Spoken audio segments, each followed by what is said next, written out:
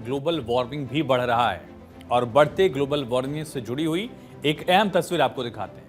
दरअसल दो तस्वीरें आपको दिखाते हैं। एक तरफ नितिन गडकरी कार से संसद पहुंचे थे, तब की तस्वीर है 2022 की।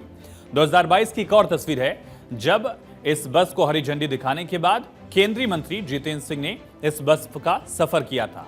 इन दोनों तस्वीरों में ये vehicles petrol, diesel, CNG, PNG या इलेक्ट्रिसिटी से नहीं चलते, बल्कि हाइड्रोजन एनर्जी से चल रहे हैं। 2 साल पहले की तस्वीरें हैं, लेकिन इसी ग्रीन हाइड्रोजन को लेकर एक खाका खींचा गया है, एक सपना देखा गया है प्रधानमंत्री नरेंद्र मोदी की तरफ से, और उसके लिए टारगेट भी सेट कर दिया गया है। दिल्ली में प्रधानमंत्री नरेंद्र मोदी ने आज ग्रीन हाइड्रोजन पर अंतर्राष्ट्रीय सम्मेलन को संबोधित किया।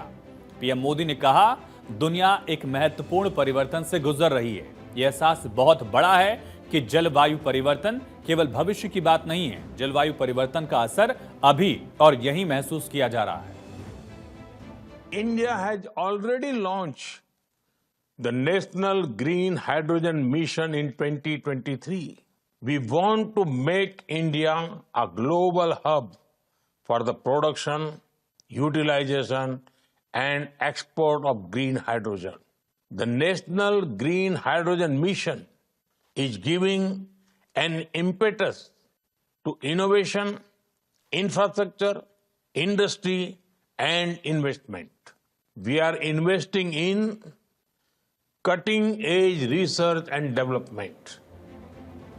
तो भारत ईंधन के मामले को लेकर, ऊर्जा के मामले को लेकर भी आत्मनिर्भर कैसे बनेगा, इसका एक खाका जो है वो खींचा गया है, ब्लूप्रिंट इसका तैयार किया गया और उसका जिक्र प्रधानमंत्री ने किया कि किस तरह से इस पर लगातार काम किया जा रहा है। पीएम ने इस सम्मेलन को संबोधित किया और भारत एक स्वच्छ और हरित ग्रह बनाने के लिए प्रतिबद्ध है, इस बात को पीएम ने दोहराया। G20 में भी भारत ने बात कही थी।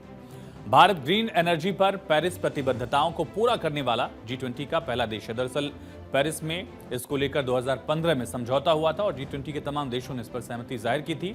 उस टारगेट को 2030 तक कंप्लीट करना था, कार्बन उत्सर्जन कम करना था और भारत ने 9 साल पहले ही वो टारगेट हासिल कर लिया, लक्ष्य हासिल कर लिया। पीएम ने जानकारी दी, बताया कि भारत ने पिछले 10 साल में गैर जीवाश्म ईंधन क्षमता में 300% की वृद्धि की है। रिन्यूएबल एनर्जी को भारत लगातार बढ़ा रहा है और खास करके सोलर पावर को लगभग 3000% से ज्यादा भारत बढ़ाने में कामयाब रहा है। ये कैपेसिटी भारत ने अचीव की है।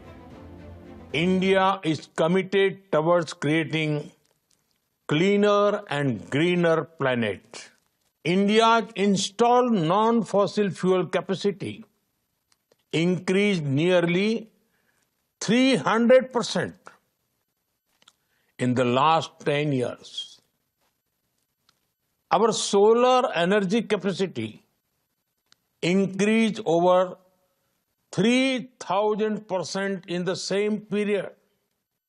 But we are not resting on these achievements. We remain focused on strengthening existing solutions.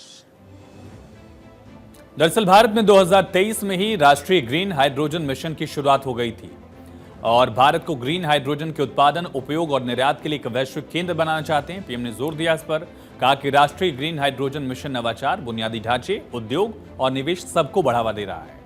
PM ने कहा कि अत्याधुनिक अनुसंधान और विकास में हम निवेश कर रहे हैं। उद्योग और शिक्षा जगत के बीच साझेदारी बनाई जा रही है और क्षेत्र में काम करने वाले स्टार्टअप और उद्यमियों को प्रोत्साहित भी किया जा रहा है।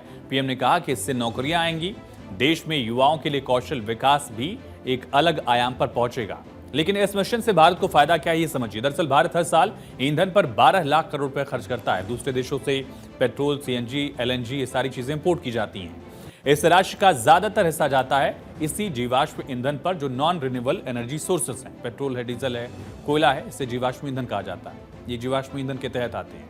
लेकिन इससे दिक्कत क्या है, इस तरह के ईंधन से कार्बन उत्सर्जन बहुत ज्यादा बढ़ जाता है और यही कार्बन उत्सर्जन फिर ग्लोबल वार्मिंग में बड़ा कारण बनता है, जलवायु परिवर्तन का कारण बनता है। फिर आपदाएं आती हैं, कई सारे नुकसान दुनिया के तमाम देशों को झेलने पड़ते हैं और ये अक्रॉस द बॉर्डर फिनोमेनन है। ग्रीन हाइड्रोजन से फायदा क्या होगा? दरअसल इस तरह के जीवाश्म ईंधन की खपत कम होगी। पेट्रोल, डीजल, कोयले का जो खपत है वो इससे कम करने में मदद मिलेगी और फिर ग्लोबल वार्मिंग को भी हम कम कर पाएंगे। मौसम बेहतर होगा, गर्मी कम होगी और इससे तमाम फायदे होंगे, ये टारगेट रखा गया है।